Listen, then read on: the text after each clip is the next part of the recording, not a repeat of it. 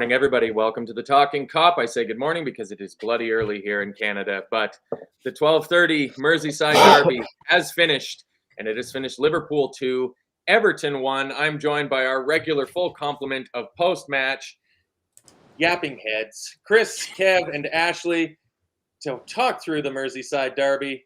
Chris, everybody was saying, I don't want another dramatic late game. So that's what you get. You get a game that kind of just peters across the line. Well, as Arsenal fans keep telling us, it wasn't sustainable. Us keep getting late winners.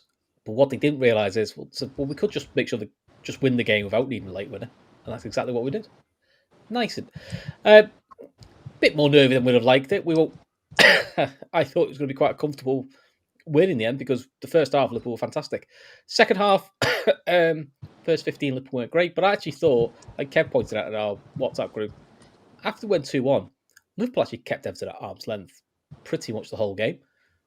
And, you know, despite what Mr. Shearer will tell you on social media, I actually don't think Liverpool had Alisson had anything to do. So, yeah, nice routine win. 6 points clear and everybody else with a game. We played a game more. Puts a lot of pressure on Man City and Arsenal now because both of them need a win. So, happy days. Yeah, it is the best way, despite all the complaining of Mr. Klopp about playing the 12:30 kickoffs. I absolutely adore them because you win, and now you can sit back and watch everybody else scrap over their points for the rest of the weekend. Kev, typical derby, surprise you a little bit with how it went? Felt fairly typical to me. Yeah, it was normal derby. You're never going to get it all your own way, but I thought when we needed to, we absolutely bossed it. And for large parts of the game, we managed it. Second half, we were ropey. You know, we didn't start the second half well at all. Couldn't get control, couldn't keep the ball. But all that aside, for all of the huff and puff, and I've just seen some of the comments that Ashley's taking for later on, and one of them, I've got to fucking bring it right up now because it's really boiled my piss. Is it Jack Grealish? Yeah. I thought we bossed the game in the second half. Bossed fucking what? He's been drinking the blue Kool-Aid. You had 2 shots in 95 minutes, including injury time. What exactly did you boss? You absolute simpleton.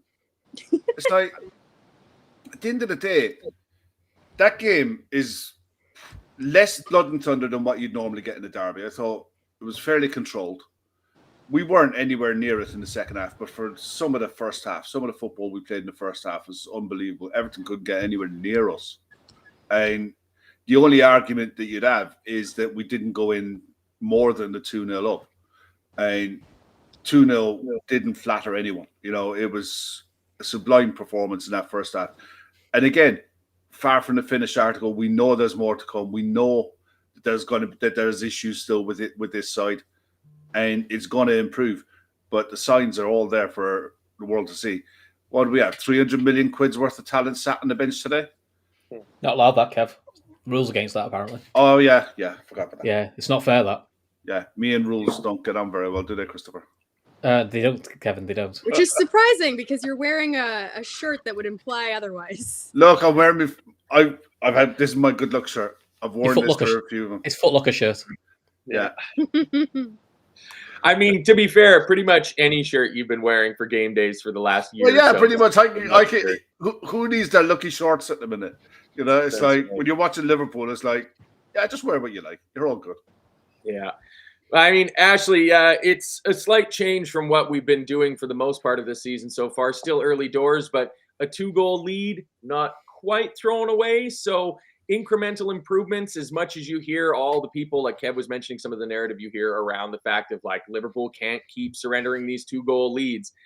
They think that we're going to drop off, but I think that we all agree as Liverpool fans, we're just going to get better. And I took today as kind of a good sign that, yeah, we let them have that 1 goal to get back into the game. But once it went to 2-1, I wasn't really concerned about Everton breaking us down and scoring. It was going to be a freak or like a singular moment of magic was the only way that game was going to go 2-2.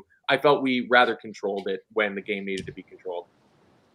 Yeah, it felt controlled. I just think in general our passing just got pretty sloppy. I feel like there was a little bit of just lacks performance in there that didn't necessarily need to happen. But that being said, they do have 3 games in 6 days. We have to kind of allow them to be able to take their foot off the gas and manage the game. I know that we'd all love to just kind of put the foot on the throat and just absolutely annihilate them. But I think that they're conserving energy. And I think that you're right. As much as there was a little bit of danger down Bradley's side, I think Grealish and Bradley was, probably the matchup that posed the most danger. But in general, it felt like it was going to be an error from us that would let them back in more than anything else. And like the back pass to Ali at the very end of the game was like one of those moments where I was like, oh, please, no, like, let's not do this. I don't need to get into drama in the 90th minute again. And I think I'm glad that we didn't. And it's ironic because I think this is the matchup out of all Premier League games that has the most last minute winners overall. So it's ironic that this would be the game that we sort of break that curse. Yeah, completely. That back pass at the end, I will just say, if you've been here for long enough as a Liverpool fan, if that is back in the era of Martin Skirtle and Simon Mignolet, we gave a goal away at the end of the game right there, because that felt like the sort of thing that would happen especially when Mignolet was in goal. And it's not a knock on Mignolet, but it just seemed like we'd give away a dumb throw in for no reason and the other team would score from it. So we move onwards and upwards. I see a few people pointing out, as Sam Tandy here, mentioning the 3 games in 6 days for Liverpool that we've had that played a part in the second half. It would have been a perfect game for Endo to come on. Slot did that sub so many times last season. Maybe Endo not fully fit or something. And Chris, the lineup does give some sense of the depth in rotation that Liverpool has, because regardless of what a lot of people are trying to make the story that Florian Wirtz was dropped because he's terrible, in reality, we have 4 extremely good midfield operators, 5 quite good ones if you include Curtis Jones in that mix, and there's going to naturally be some rotation. So you get last season's go-to midfield of Gravenberch, Szoboszlai, and McAllister in there, and it shows that midfield 3 had played together, because in the first half, I thought our midfield looked excellent. Yeah, I agree. I think I messaged Kev earlier in the week saying, what do you think of the Derby team and all that? I said that with the midfield I'd have picked, which would have been McAllister, Szoboszlai, Gravenberch, because it's got the most Derby experience. I do think with Derbies, you need to have players who've played it before for a bit more experience. I thought possibly we might have seen Wirtz stay on the left, like we saw at the end of at the Atletico game. But listen, Gakpo's played a lot of Derbies, has done well in them. Probably the only slight surprise is I wondered if Andy Robbo would have got this game instead of Kirkes, because Robbo loves the Derby and he loves winding the Blues up. But to be fair to Kirkes, I still Kirkes had a decent-ish game. We'll talk about the goal. I'm not overly enamoured by how he marked the goal, but other than that, to be fair to him, Kirkes had a good game. He made some really good clearances near the end. So yeah, I was happy with the team. Guess what? This way you have a squad with quality that you can rotate. So I mean, listen, if you were an Everton fan, the last thing you wanted was, right, it's 2-1, right? Okay, let's try and get the equaliser.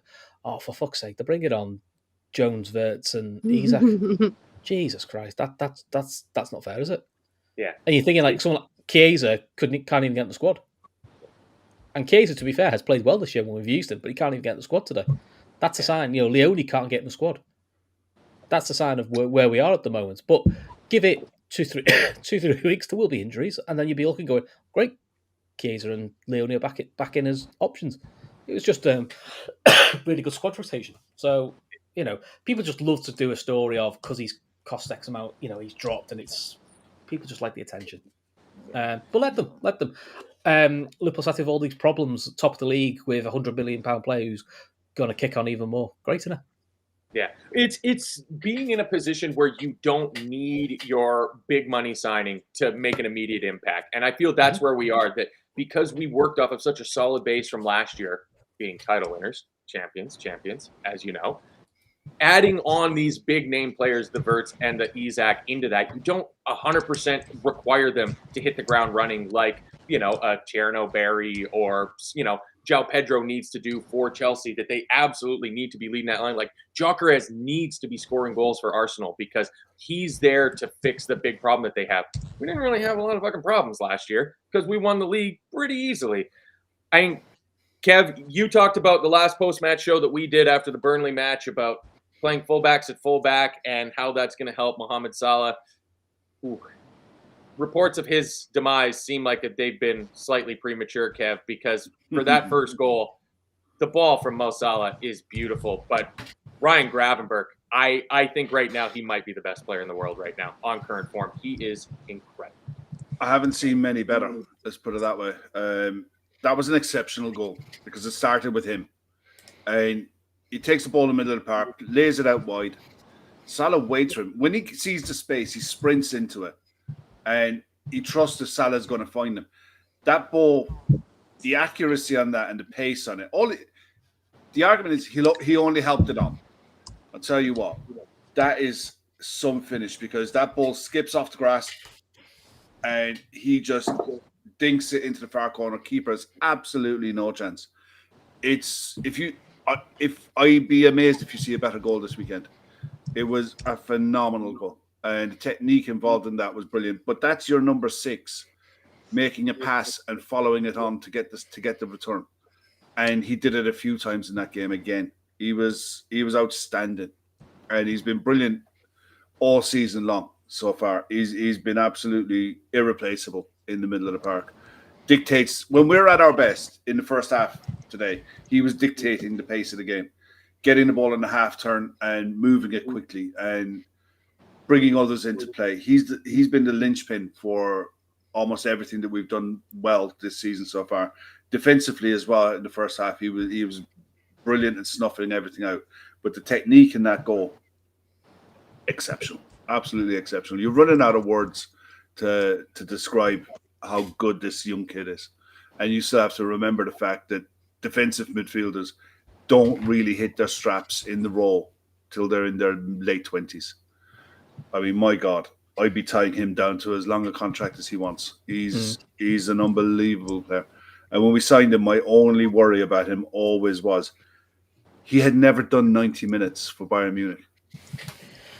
And I was worried that at his age, has he been played too much too young?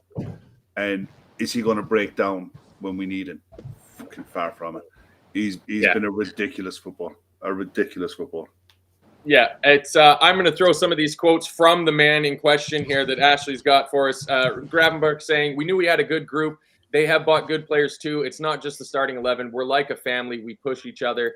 And then on how his game has improved, he says, "The coach has given me the confidence. This season, I have more freedom in midfield. Last season, I was in the 6, deep. Now I can go forward. We know we had 3 games in 7 days. We know in England it is really tough, but we are prepared really well, and we keep going." On the Salah assist, Gravenberch says, "We know if Mo gets the ball, he has an incredible pass. He certainly does." And he is really happy with the goal. Last season, I didn't score a lot. I'm really happy I could score, especially in the Merseyside derby as well. And he becomes, where is that fun stat? Where was it, Ashley? That he is the youngest. Yeah. The youngest player ever to both score and assist for Liverpool in a Merseyside derby.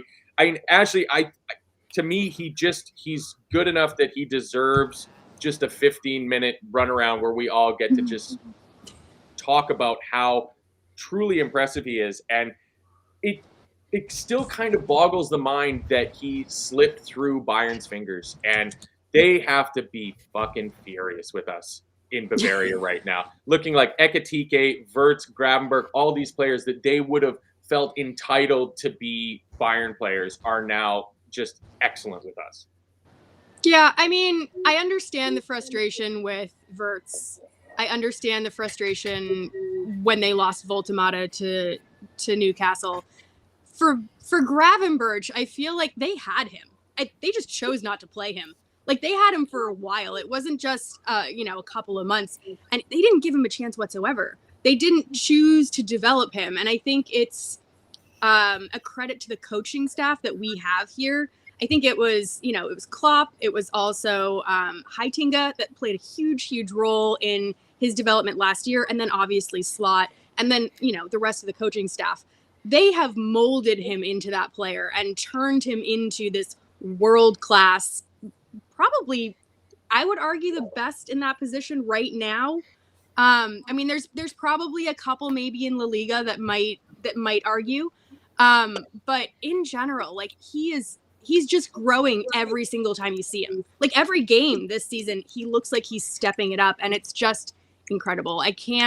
You're talking about like we deserve 15 minutes of just watching him like do whatever he wants. That's basically what's happening every single game. Like there's 15 minutes of each of these first halves in whether it was the Madrid game or whether it was this game where he was just bossing it. It was like whatever he wanted to do, that's the direction the game went in. And if he plays well, we play well. And I think that as long as we kind of keep him in this little pocket of confidence and fitness, I think the sky's the limit. Yeah, he's made himself into, he's like in 2 seasons has launched himself into that level of Virgil van Dijk, Mo Salah, and Alisson, where you're like, God damn, like as long as we have them playing, we are sitting very pretty. And I mean, Chris, he's involved in the second goal as well too, and it's in one of the comments there, he talks about how last season he was that deep 6, and you've definitely been able to see so far this, like with the exception of the Bournemouth game where he was totally invisible. Wink. See what I did there? He's been obviously given more license to push forward because you're seeing him pop up on the edge of the box, and he plays that ball through to Hugo Ekitike beautifully, Chris. I mean, it's such a well-taken run. The Everton line is horrific. I mean, he's well onside, but it's a beautiful pass by Gravenberch. And then, hot damn, can Hugo Ekitike score goals? Yeah, no, it's. Because he used to play as an 8, we all know he's got that type of pass in his locker. I think the benefit of playing that midfielder subs like McAllister is hit McAllister and Gravenberch can rotate who sits deep. And if you look at the best sides over the years, like, Rodri, when he was at his best, Rodri didn't sit as a 6 for City. Rodri would push on and, get shots and passes in from distance, but he'd have someone who would cover him. So we've kind of got that balance right a bit more. As for Hugo Ekitike, some of the nonsense that's come out this week about him is ridiculous. The French correspondent who does stuff for TNT said, like, if Ekitike had known Isak was coming to Liverpool, he wouldn't have signed for Liverpool to be the backup. I'm like, give your head a wobble. We lost 2 strikers this summer. One tragically and one because we saw he wasn't good enough. We need 2 number 9s. And I guarantee you there is not a cat and nails chance Ekitike's agents didn't ask Liverpool, are you going to buy another striker? And who's it going to be? Not a cat and nails chance. But as for his goal, the touch is ridiculous. And it sets it up perfectly and makes the little dinosaur, which is always good fun. And listen, it's a nice problem to have it's another example where we don't need our £125 million striker to hit the ground running because we've got our other lad in who's doing fantastically well. And again, his link play was good. Some of the flick he does in the second half where he back heels over someone's head is just outrageous. Kev was getting very excited in our WhatsApp when he saw that. I love him. I think he's great. And I think it's going to be a nice problem to have because whichever one starts, the other one's coming off and it's going to cause trouble. And I do wonder, maybe when Mo Salah goes to AFCON, maybe is that when Slot decides, let's play them both up front and play someone like a Wirtz in the 10 behind them and you have Gakpo as a bench option. Imagine that for a front two. Yeah. It's the forward planning that I know Newcastle certainly thought the forward planning that it feels like Liverpool's hierarchy is starting to do to build for a life post Mo Salah feels very like it's clicking very, very nicely early on. Just a quick preview of what's going to be happening later. Nottingham Forest, Kev, you will be very happy to know, have gone ahead of Burnley off of a corner kick. Nico Williams blasting in a second ball that fell to him at the top of the box. We've got the final 20 coming up later on our Patreon. I believe it is Gav, Chris, and Ashley. Yeah. So Gav, Chris, and Ashley going through the final 20 minutes of Wolves, Leeds, West Ham Palace, Burnley, Nottingham Forest, Notts Forest, and Brighton, Tottenham as the 4-3 o'clock games. If you're in England listening to this or somewhere else where you are otherwise geographically restricted into watching those games, maybe you take a look at NordVPN, who are our sponsor for this show. You'll find a discount code or something like that in the description. It is the most known and widely used VPN out there. So if you want help watching the 3 o'clocks, go ahead and get yourself NordVPN. All right, Kev, I guess we got to talk about bad things. 2-0. Fourth time. We tried, Kev. We tried to open the door for them and let them back in. I just don't think they're good enough to walk through that door. Atletico Madrid, Newcastle, Bournemouth, I think all three of those teams that clawed back a 2-goal deficit against us are all better than this Everton team was. Yeah. It's it's annoying, but at the end of the day, anyone who's watched Derby football for however long knows that they're going to have a go. If you're an Everton fan, you're kicking and screaming and bawling as to how you had to wait until you were 2-0 down before you decided to start having a go. Because that's what happened. They decided to have a go when they were 2-0 down, and it didn't matter then. You know, they got one back, and then we kind of managed the situation better. But a lot of our problems came from our mistakes, not from their brilliant play. They had 2 efforts on goal. They had. Let me just have a quick look. I just need to double check because I want to be right. They had a total of 4 shots on target. They had 9 shots in total. 4 off target, 2 on target, and the rest blocked. The other 3 blocked. So this is a perfect quote for that. David Moyes. We did some good things, but probably not enough to get a result here today. No. That feels on the nosy. That's fair. I mean, they forced us into playing in the middle of the park quicker than what we needed to. We didn't have an out ball, I thought, in the second half that we felt that we could trust. That, you know, you can hit this and you can get up. Sorry, Kev. I have to interrupt. Spurs just get tore open at the back. Brighton have scored. It's 1-0 for Brighton. It's fucking hilarious. Oh, for God's sake. Go on. Oh, you're ahead of my stream. It's like, you know what? No one's gonna tell you not to look at the screen, are they? You guys just get to watch the games over there, and nobody cares. Yeah, Yankuba Minte. He's got a special. What's that? A note on his knee pad or something like that. The NFL, he'd get ejected for that celebration right there. But it's goals flying in all over. So hopefully, it's a better round of 3 o'clock today. Yeah, it couldn't be worse. But they're not good enough, Kev. No, then. They didn't have. I mean, for all of the talk going into the game, I thought Dewsbury Hall played well in the second half. He got on the ball a bit more. Grealish got on the ball a bit more. He gave Bradley more problems.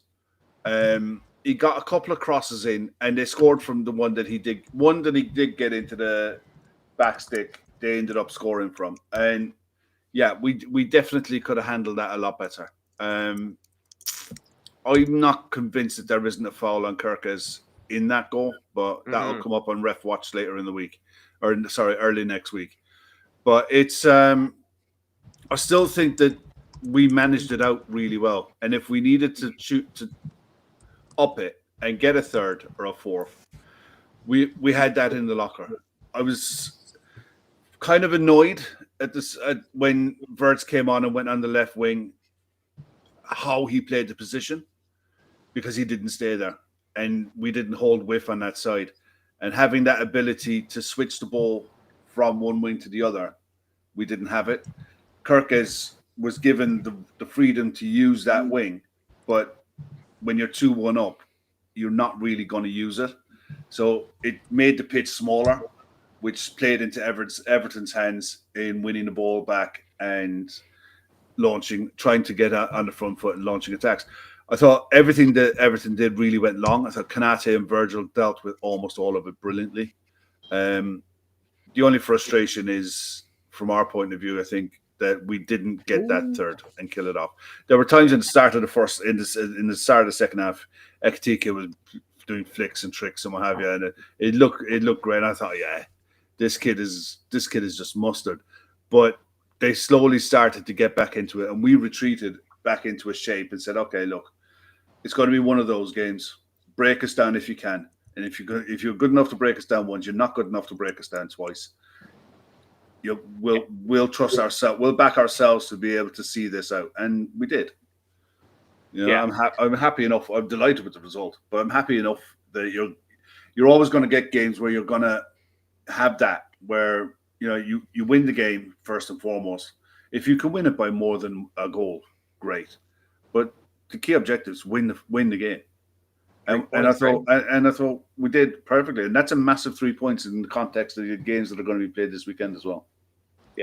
Yeah, it's like when you get down to it, Ashley, like I got a friend that's staying with us, and I was trying to tell him to become a Liverpool fan because he's becoming more of a morning person. And it's like, you need to start watching soccer because if you're getting up early anyways, you may as well get up and watch sports. And he's like, I don't know if I want to cheer for Liverpool. And it's like, get up tomorrow. We're going to kill Everton. He's like, you're awfully confident. And it's like, it's more likely that we win 5-0 than them winning 1-0 because the stats, poor David Moyes. I mean, where are you've got some quotes here.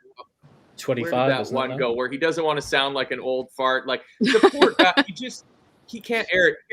Here's one. 10 consecutive games with 4 different clubs at Anfield for Moyes. Like it's been a decade, or like at the COVID lockdown is the only time in the last 33 years, I think, since that they beat us at Anfield. The numbers are just so poor for Everton in the Anfield version of the derby. He has some bogey grounds. Yeah, one of them is Anfield, and that's the most bogey ground for him. The other one, I believe, is Stamford Bridge. He has failed to win there in 20 attempts. So for some reason, these two places he just doesn't enjoy going to. The actual fact is that he's never won a Premier League match at Anfield in 21 attempts.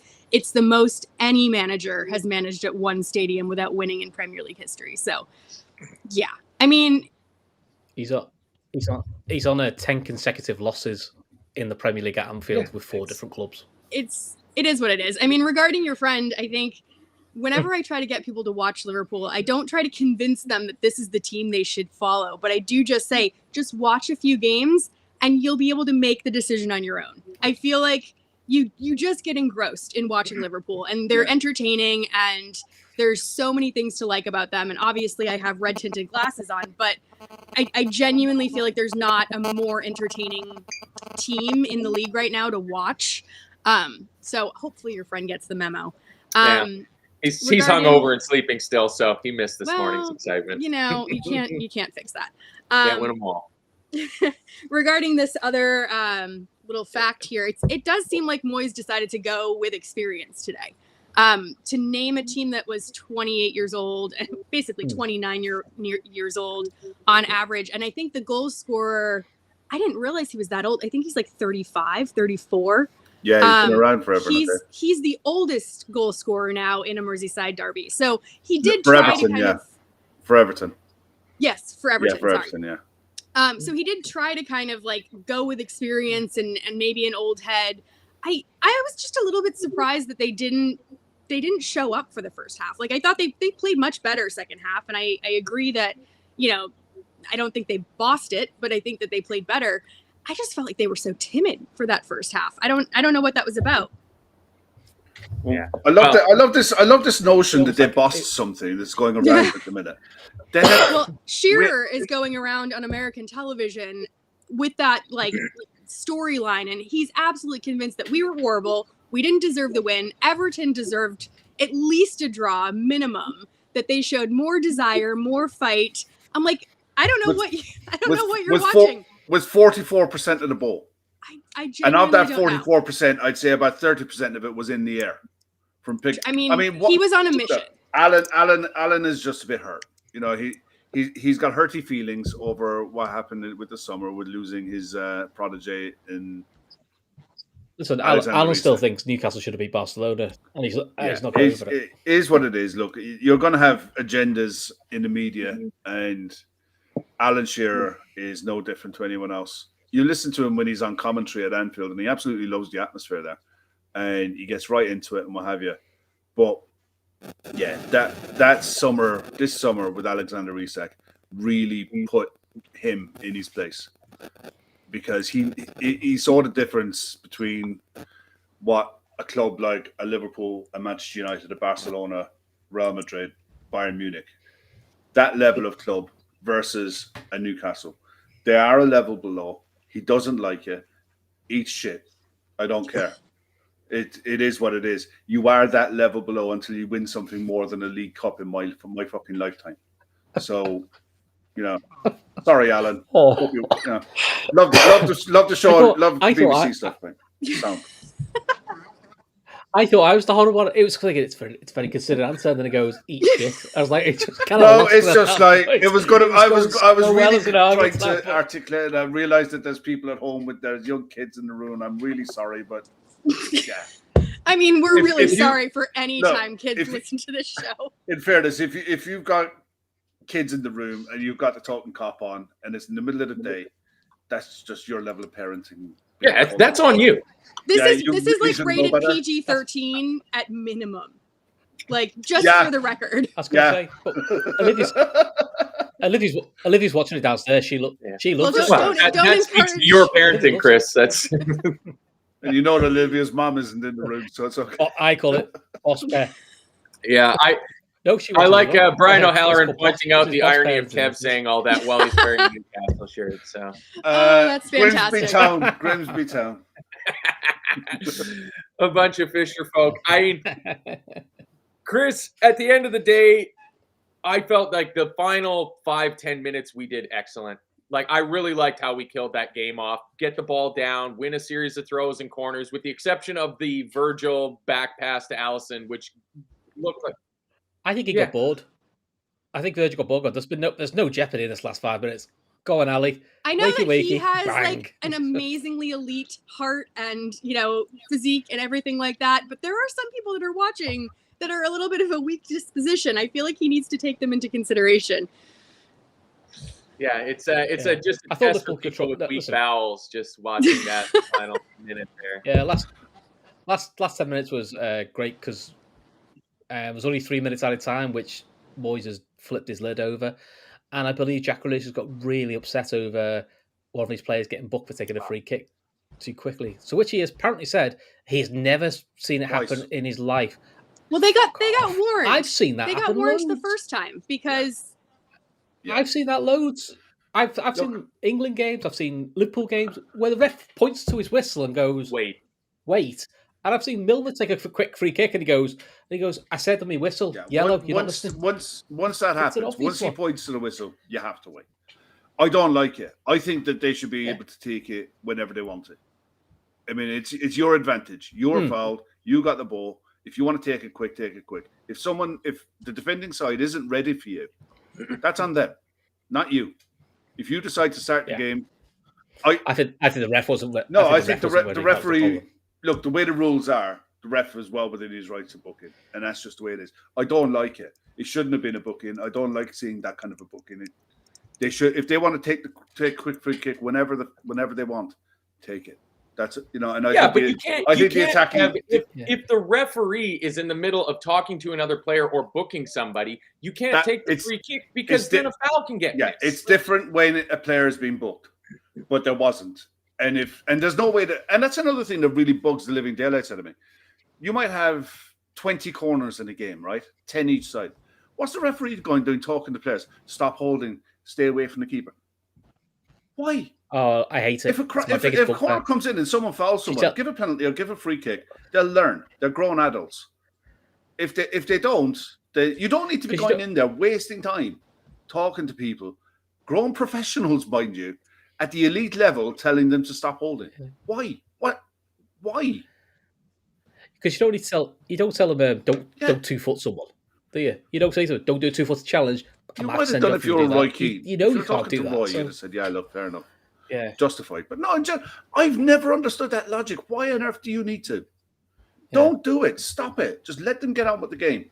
I think it's written into the laws, like into IFAB. I know. That's like a directive. They're supposed to go over and warn them, which it's like the penalties. There's a penalty and he walks along don't cross that line. If you cross that line, I'm going to make him retake it. They went to football school. They know the rules. They should know the rules. And if they don't know the rules, give a foul against them, they'll learn it. Yeah. Oh. Anyway. I'll be honest, Kev. having watched a lot of our pundits in the UK, they definitely don't know the rules. What about the players? They're the laws. They are laws, not rules. Let's get that right.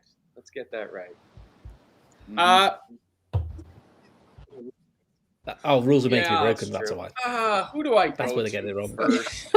I'm going to give Ashley first crack at this because I was able to get her camera flipped around and fix her backwards Diogo Jota jersey there, which has been bothering me on the last couple of shows. So, Ashley, because you're all facing the right way now, who is your man of the match, honorable mention, and needs to do better? It's favoritism. Well, last time you asked me this, Chris, you gave me an ultimatum saying I couldn't choose Gravenberch. So I'm choosing Gravenberch this time because I haven't had the chance to. Yeah, that's because I was the host. So screw you. I'm going to choose Gravenberch this time.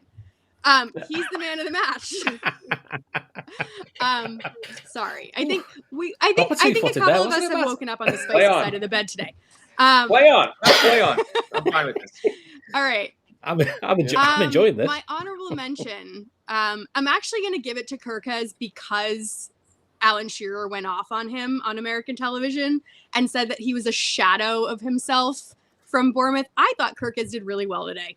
I thought there were a number of times where he defended the back post admirably. There was a bunch of O'Brien kind of runs in from that side, and I think that Kirkez did a fantastic job. I think overall his numbers were fantastic as well. And then could do better. I feel like Gakpo is drifting in and out of the game in a way, not for a fault of his own, but for a fault of the system. I think that there's a lot of people that are choosing to pick on him as like the token person, and I don't want to do that, but I do feel like right now the system isn't working in his favor. I don't know if Ekitike and him are occupying the same space. I feel like sometimes when Wirtz is there, he's also occupying that space. So I think that that's something that needs to be worked on. And I also think that he's still developing a relationship with Kirkez on that side. I think he looked a little bit brighter when Robertson was playing there. So I'm going to give it to Gakpo, but I don't think he played horribly. I don't think anyone really played horribly. Yeah, I think it's a tough choice today because I don't think there was a standout like stinker of a performance from anybody. Emmett having a little laugh at Zinchenko, who I don't think it's going to go down as an own goal, but he very hilariously pulled the ball into his own net. And the Ange revolution at Notts Forest continues to pick up a pace as Burnley level it up at 1-1. Kev, because Burnley have scored against Notts Forest and you're enjoying things, I'm going to go to Chris next and force you to go last. Everything's already coming up nice for you. Chris, who are your three nominees, please? The other good news is Wolves are 1-0 against Leeds. So that's also quite good. So, man of the match. It is Gravenberch. There isn't really anybody else you could pick. He's miles the best one. Honorable mention. I've got two in my head. I'm trying to think which one to pick. I'll go with Hugo Ekitike. I thought his link-up play was really good. Took his goal well. And I just think how quickly he's settled into the Liverpool side has been fantastic. My other outside one is Kev's mate from Northern Ireland, but I think Kev might pick him. And could do better. You won't. It probably is Gakpo. In an attacking sense, I think he was quiet. But I think because we're playing Salah, who we tell to stay up high, and Hugo, we also have to stay up high, I think Gakpo is doing a lot of the donkey work. And I think he did well with Kirkez to keep Ndiaye quiet.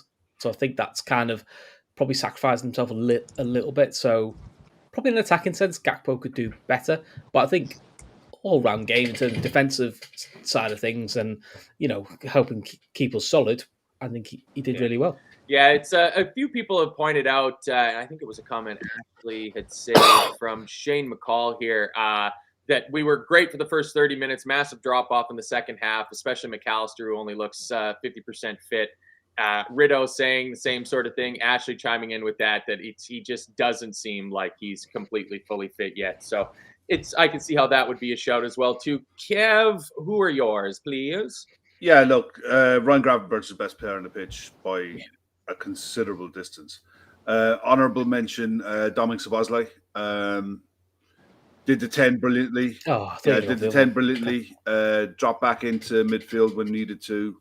Did the defensive work. But on the ball, he was very good. Always busy, always in and around everything that was happening. Always there to breakdowns in play as well, I felt. I'll tell you, a really good game. And McAllister could do better. We're heading into October now. And it's not like he is he missed a fair bit of football towards the end of last season. Had a broken preseason. Understand all of that, but his performances this season so far have not been up to where we expect, or we know that he's capable of. And I thought today the game, his passing accuracy was good on the ball. When he gets his foot on the ball, he doesn't give it away. That side of his game is fine. It seems like the game passes him by. He's not as influential as he needs to be. But then saying all of that, the guy next to him is doing exceptionally well. But yeah, he would be my one to improve. And we know that there's room to improve for him. The one bit he did do well was he did allow Gravenberch to break forward a couple of times, which last season Gravenberch was never able to do. He was just almost like last season. It was the other way around. McAllister was the one who was getting forward and supporting the attack and getting goals and being that option with the late run into the box. He scored a few goals like that. We know it's in the locker for him, and they know it's a fitness issue. It's not an ability issue; it's a fitness issue. And the match sharpness will come. We never knew what the injury was that he's been carrying, though. I thought it was a pelvic injury. There were rumors about it being a hernia of some sort as well. I don't think it's actually been explained publicly. No. And that's one thing that Slot is really, really good at. He does not go into any details whatsoever about people's medical issues. Yeah. Which, I mean, it's hard for us as fans to not know what's going on, but I actually really appreciate that. The other one as well, I think that came on, Curtis Jones, first game back for a while. Very tidy. Did well. Yeah. Very tidy on the ball, defensively solid. I think it was selling after the goal. We decided to manage the situation a lot better. We were a lot more disciplined. And the chance, I think, I'm trying to remember if they had a shot. They had a few corners, but I don't think they had a shot after that, after their goal. So, yeah, Magic's in there, hernia operation. Yeah, I'm thinking it was something in and around that. Whether it was I think she might be right. Yeah, Magic doesn't mess about. So, yeah, I'd imagine she's right. But, yeah, I think that we'll be in a much better place in a few months' time when everyone is bedded in and everyone's match sharpness is absolutely on point. And, Matt, you go because you've got your three as well. Well, it simply has to be Ryan Gravenberch. Like it's just Gravenberch. He's just absolutely excellent. You've been practicing. I'm so glad we have someone of Dutch descent to actually say I'm married into a Dutch family. I know how to pronounce a little bit of Dutch. It's Gravenberch. It's very Flemmy. It's very Flemmy. But yeah, he's absolute. Ryan to his mates. Absolute filth on the ball right now. And like when he's playing this way, he's just such a delight to watch. And you will be able to watch more of him being exactly that delightful on the ball if you tune in on Patreon to Reaction Extra, where Gav and somebody goes through all the highlights of the game in more detail, slowing things down, looking at it from multiple angles. We'll have a chance. Kev can put forward his case about his feeling that Kirkes was fouled for their goal. Don't think so, but hey, that's why we sit down and watch the clips for it. So that's available on Patreon. If you're just watching us here on YouTube, give it a try. Try a month on Patreon. You'll see some of the stuff that we get away with behind the Patreon paywall, and I think it's pretty deadly, actually. Being able to use clips and stuff like that. So Ref Watch will be out sometime next week. We'll have Reaction Extra going along with it, and then just some of the sillier shows that get put behind the paywall because none of that stuff is really fit for YouTube anyways. But I would give my honorable mention to Virgil van Dijk. He just looked like a monster out there. End of the game, it's been 3-4 games in a row now. It was super noticeable against Arsenal at the very death of the game.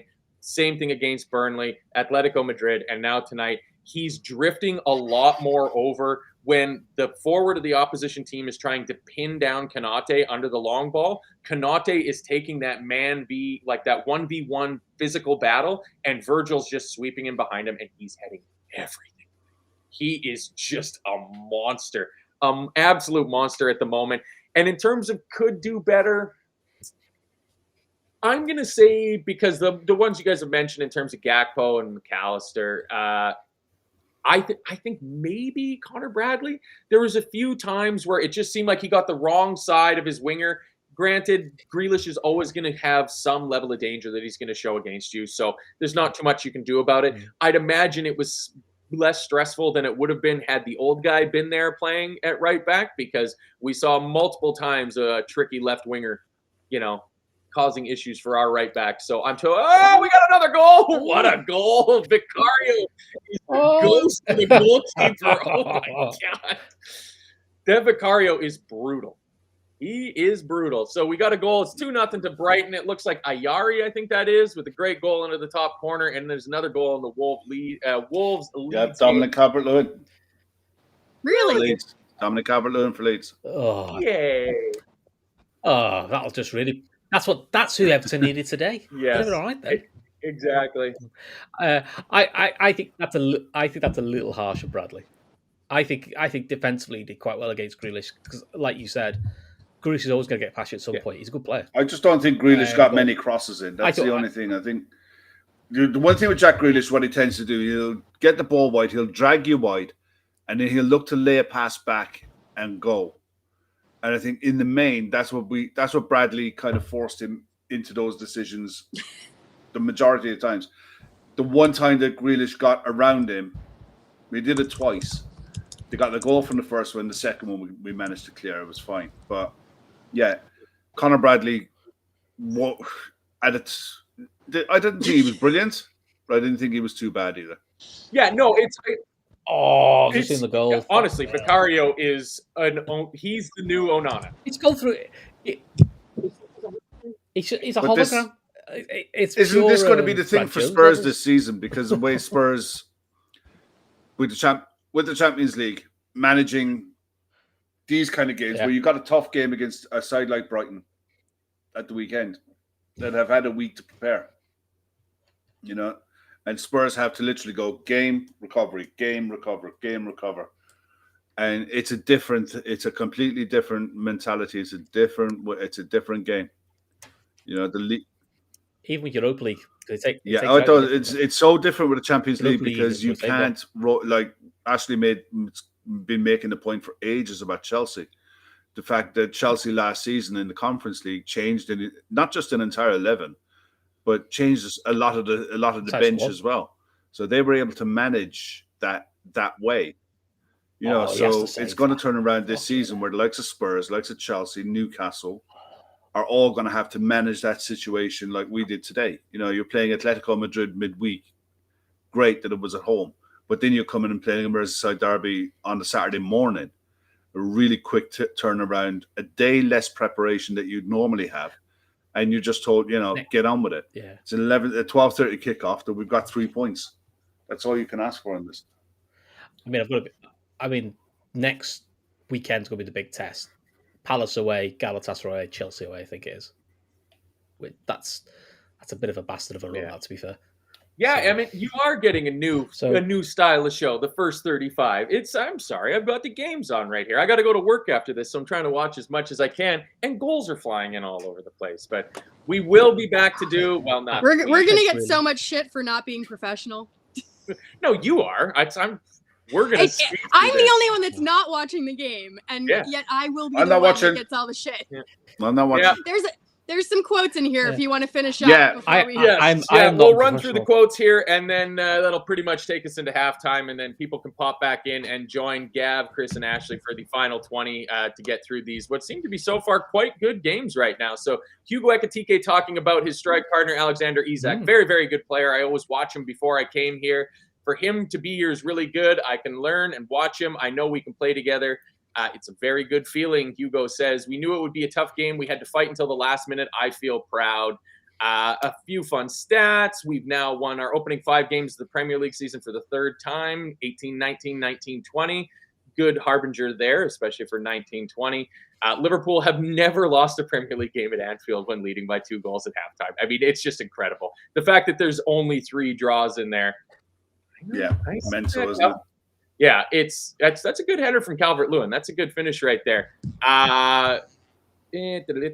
Mo Salah now has the 4th most goals in Premier League history at 188 and the 9th most assists with 89 assists, and he is, not shockingly, the only player to appear on both of those lists at the same time. Arne Slot afterwards saying, you could see we were running out of intensity, but the mentality was incredible in the second half. Here's Avo trying to take Ashley's work away from her. Arne Slot on the 5 players who have played 3 90s this week: Salah, Virgil, Kanate, Szoboszlai, and Gravenberch. Slot says, I can tell you now, you will not be seeing them on Tuesday. I think we can expect That's shocking behavior. FSG out. FSG out. Here comes Grumpy Kev. Yeah. You'll see we're Grumpy gonna Kev if any of those 5. Ben? You'll see We're Grumpy gonna get Kev to if see any of those Johnny 5 the end up on the Big Red Lion. bench. I'm I telling you. can't wait to see Giovanni Leone hopefully on Tuesday against There's a few Southampton. players that are going to walk into that starting lineup. Like, I mean, you I'm know, not going to be able to watch it because I'm going to be Well, with the Giants. You'll be just imagine Chiesa, and imagine, Endo. They'll all be there. I could probably. I reckon. I All right, could you name the think 11 on it. now. Let's finish the quotes and then we'll come Yeah. back to you. See, Okay. professional That's Ashley. Keeping everybody focused. Arne Slot on if there's a headache on choosing between his 2 strikers, Ekitike and Isak. He says there's no headache at all because I even think these 2 players are very happy that we have both of them. Both of them know it's very hard for them to play 3 times 90 minutes. This is the question you can ask every manager in the league, and asking them, you have 2 strikers, and yes, we do have 2 number 9s like many others in this league. So I think that's pretty much all of them. Yeah, so not only is it the 3rd time we've won our first 5 matches of a top flight in the Premier League. So those were the Premier League, but this is overall. This is overall 78, 79, 90, 91, and then the 2 aforementioned 18, 19, 19, 20. So I think we're probably pretty good in that 78, 79 season as well, too. Can't speak so much for the 90, 91, but I think that's kind of about it. Chris, do you have any parting words before we go? Yeah, what's your lineup now that you've thought about it? Oh, okay. By the way, I've just seen Calvert-Lewin's header. Wow. It's cracking header. I reckon it's Mamadashvili in goal. It'll be Frimpong, Gomez, Leone, Robbo. Robbo will be captain. Endo, Naoni, and Jones as your 3. Ingamoa, Isak, and Chiesa. Probably your 11. And then I'm sure there'll be a few to swap around after that. I can get on board with that. Yeah, I think that's fairly close. We got a goal for Crystal Palace. Yes, that's what I'm talking about. Mateta's my fantasy captain. Get in there, Mateta. That's what I'm talking about. I think I have him in my fantasy league too. That's good. Yeah, because West Ham are shit. And also I had him and Ekitike. Great. So we're good. How much longer for Potter? How much longer for Potter, Kev? 5:30. Yeah. No, I saw a story. I saw a story there earlier. Nuno's today. around. Well, yeah, there is that. There's always that. But no, I saw a story today that apparently David Sullivan is looking to sell his percentage of West Ham. If that's true, I don't expect anything to happen on Graham Potter until a sale happens. Because if there's a potential sale of David Sullivan's shares in West Ham, he's not going to want to pay compensation to a manager for sacking him. But the trade-off of that, Kev, is how much does it hurt what he might potentially get for those shares if West Ham are plummeting out of the like if it looks like West Ham are going to fall out of the Premier League, that's going to make shares worth much less than if you get to a position where the club is behind the scenes sold and you have a preferred buyer and the deal is going to happen, then I think they'll sack him. Do you think Amanda Stavely and co come back? Yes. In and around? Just given that stadium? Yep, 100%. I think the rumors around Spurs piqued my interest that the Saudis might be looking at Spurs. Who the hell wouldn't? Or the NFL, an NFL franchise owner might have potentially looked at Spurs. But I think West Ham, 100%. I mean, if they're not going to get Spurs, West Ham's the next best thing in terms of 100%. stadium. Yep, 100%. So, all right. It should be interesting to see. There's still time. You know, West Ham could turn this around. Yeah, look, I think Amarim should be sacked before him. So let's put it that way. Yeah. That'll be an interesting. I wonder what the odds are about who's going to get sacked first between just the two of them. It's got to be close. Well, if anyone comes onto Patreon for the final 20, we'll have an answer to that. Yeah, absolutely. And it looks like it's setting up nicely for a good second half. Leeds 2-1 up. We got a free kick central. It's a roughly Szoboszlai-like position. Who's lining up to take this here? Some guy for Leeds. Oh, that's a great goal for Leeds. Woo-hoo-hoo! Butterscotch scores the free kick for Leeds. That is tasty. Yeah. I love a good free kick. I love a good free kick. That's right top corner. Oh, that's a great goal. Is Yeah. that Stack that scored it? Yeah. Correct. Yeah, he's. Yeah. I think he won't be at Leeds long. A No, big club he's is going. really A big been club's their going to come in standout for him. player this Yeah, season. a big club's Yeah, going he to come in looks for him. Yeah. Well, they All need right, to guys. hold now. So all Yeah, right. we need to We go. gotta get out Yeah, of we here. need to reset for our actual final tour. Yeah, and I gotta Which is going to be go to on work. very, very shortly. And Matt has like 7 fields to harvest. We gotta go. Um, We gotta go. Gotta get five fields of canola picked up See? before I go to China on Monday. So chop. Let's get out of here. This is why we Just put do your as foot- we're told in the end. Put that on. Exactly. Just under I an mean, hour. we'll be here all day, and I don't want Matt's entire economy up there to, fall apart. I am Well, important, but I don't know if I'm exactly that important. But what we do know is important is the fact that we put it to the Ev once again. Liverpool, perfect. 5 games in the Premier League, 5 wins, and this time without causing a bunch of unnecessary coronaries and aneurysms amongst all of us. A simple 2-1 Derby win. Thanks, everybody, for joining us. Be sure to join us on Patreon for the final 20. We've also got the Sunday night show coming up tomorrow and a whole raft of awesome shows we do on Patreon. Reaction Extra, Ref Watch, and then back into another week of full-on footballing action. So thanks for my crew of Chris, Kevin, Ashley joining me. Thanks, everybody, for on YouTube for watching with us. Hit the like button on your way out, please. We'll see you guys after the next game. Adios.